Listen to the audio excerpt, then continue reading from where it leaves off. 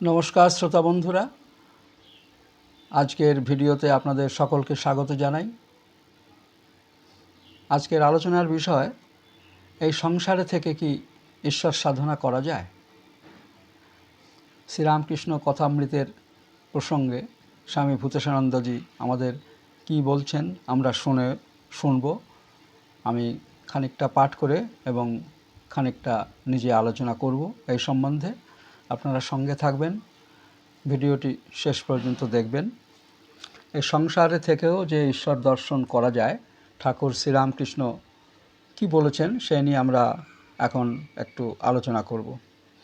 তা আলোচনা শুরু করার আগে আপনাদের কাছে আমার অনুরোধ যে যারা আমার এই ভিডিওগুলি পছন্দ করছেন, যাদের ভালো লাগছে, তারা অবশ্যই কমেন্টসে জানাবেন আর শেয়ার করবেন এবং অন্যকে অনেক বেশি শেয়ার করবেন, যাতে এই ভিডিওটি মানুষের কাছে পৌঁছে যায় এবং সৎসঙ্গের যে একটা আস্বাদ, যে জন্য আমি এই ভিডিওটি করেছি, যে প্রত্যেক মানুষে যেন সৎসঙ্গের একটা সুযোগ পায়।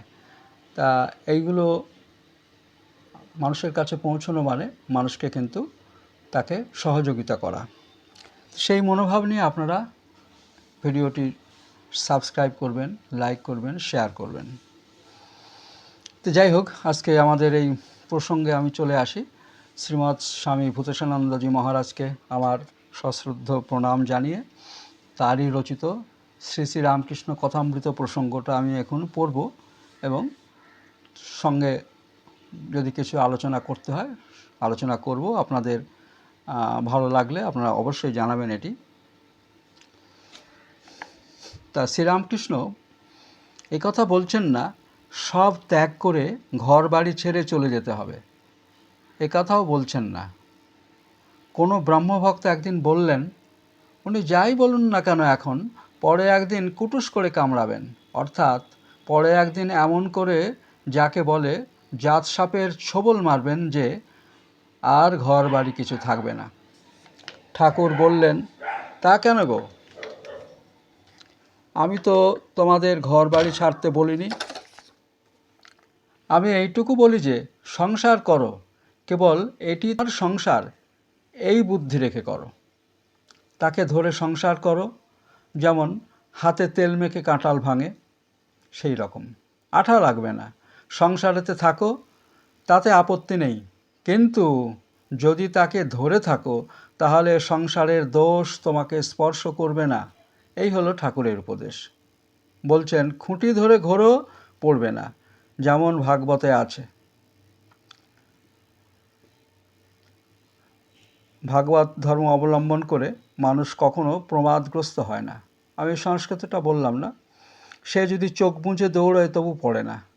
ঠাকুরের কথা, যে ছেলেকে বাপ হাতে ধরে বা কোলে করে নিয়ে যাচ্ছে তার ভয় নেই। কি চমৎকার কথা দেখুন, যে ছেলেকে বাপ হাতে ধরে বা কোলে করে নিয়ে যাচ্ছে তার ভয় নেই। সে হাত তালি দিয়ে যেতে পারে অনায়াসে, কোলে উঠে বাচ্চারা হাতে তালি দেয়। আর যে ছেলে নিজে বাপের হাত ধরে যাচ্ছে তার ভয় থাকে, কখনো অন্যমনস্ক হয়ে হাততালি দিলে হয়তো পড়ে যাবে। তাকে অবলম্বন করা, তার উপর সমস্ত সমর্পণ করে দেওয়া, নিজের ভার তার উপরে ছেড়ে দেওয়া, কথামৃতের ভিতরে এই ভাবটি খুব প্রকটভাবে আমরা পাই। তাহলে কথামৃত আলোচনা করলে বা রোজ আমরা যদি ওটাকে পড়াশোনা করি, নিয়মিতভাবে একটা অভ্যাসের মধ্যে রাখি, তাহলে কিন্তু আমাদের এই জীবনের যে দেখুন কত সুন্দর একটি উপমা, যে ছেলে যদি বাবার হাত ধরে চলে তাহলে কিন্তু অন্যমনস্ক হয়ে গিয়ে হয়তো কোনো কিছু দেখে হাতে তালি দিয়ে ফেললো, অমনি ঝট করে সে হাত ছেড়ে পড়ে যেতে পারে। কিন্তু বাবা যদি ধরে থাকে তাহলে কিন্তু সে বাকি হাতটুকু দিয়ে হাততালি দিতে পারবে, পড়বে না। তাই হচ্ছে আমাদের কথামৃতের কথা। কথামৃত আমাদের জীবনে চলার পথে ঈশ্বরের অনুভূতিকে খুব সহজ সরলভাবে ঠাকুর আমাদের ধরিয়ে দিয়েছেন। এইগুলো আমাদের যদি ধরার ইচ্ছা থাকে, আমাদের মন যদি আমরা শ্রীরামকৃষ্ণের সমর্পণ করি, তাহলে কিন্তু আমাদের জীবনের যে সত্য, জীবনের যে সত্য শিব সুন্দর যেটা বলা হয়, অন্য কিছুই কিন্তু সত্য শিব সুন্দর নয়। সত্য শিব সুন্দরের যে রাস্তা, সেই রাস্তা কিন্তু কথামৃতই আমাদের ধরিয়ে দিতে পারে। ঠাকুর যেমন ভক্তির কথা বলছেন, তেমনি সঙ্গে সঙ্গে জ্ঞানের কথা, চরম জ্ঞানের কথাও বলছেন। বেদান্তি তার বুদ্ধির সাহায্যে বেদান্তের যত দূর যেতে পারেন তা ঠাকুরের কথাতেই আমরা পাই অতি সহজে। ঠাকুর বলছেন, তোমার বেদান্তে তো এই কথা আছে, অস্থি ভাতি আর প্রিয়। অস্থি ভাতি প্রিয় নিয়ে তুমি বিচার করছো। তাৎপর্য তো এই, মোট কথা তো এই, তিনি আছেন, তিনি প্রকাশ পাচ্ছেন এবং তিনি আমাদের প্রিয়। এই কথাটুকু বুঝে নিলেই তো তোমার ঝুড়ি ঝুড়ি বেদান্তের কাজ হয়ে গেল। কথা ঠিক, কিন্তু তার দ্বারা তো আমাদের বুদ্ধিটা দেখানো হয় না।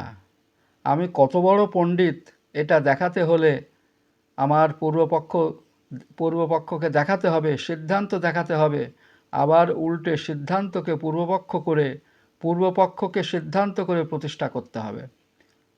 হয়কে নয় করতে হবে, নয়কে হয় করতে হবে, এ না হলে পণ্ডিত।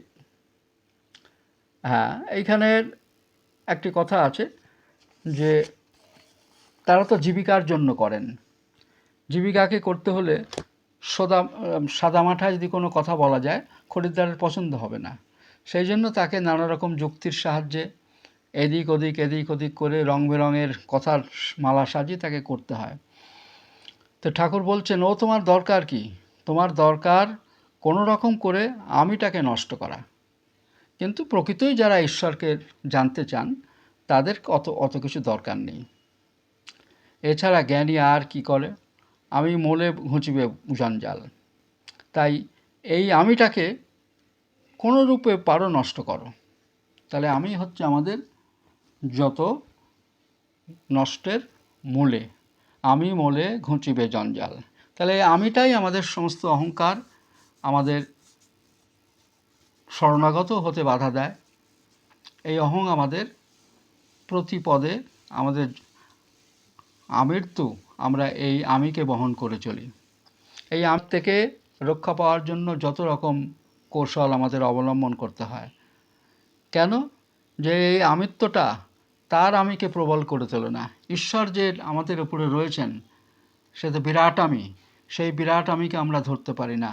আমার এই ক্ষুদ্র আমি তাকে আটকে রেখে দেয়, তাকে আমাদের কাছে পৌঁছতে দেয় না। বন্ধুগণ, আজকের ভিডিওটি আমি এইটুকুই রাখলাম। আমি মোলে ঘুচিবে জঞ্জাল। এই আমিত্বের নাশ করাই আমাদের লক্ষ্য হওয়া উচিত। ধন্যবাদ। আবার পরের ভিডিওতে আসব নতুন আরও কিছু বিষয় নিয়ে। সবাই ভালো থাকবেন, সুস্থ থাকবেন। ঈশ্বরের কথায় মনোযোগ যাতে বাড়ে, ভগবানের কাছে আমি প্রার্থনা করি সকলের ঈশ্বরের প্রতি বিশ্বাস, ভক্তি, ভালোবাসা বৃদ্ধি হোক।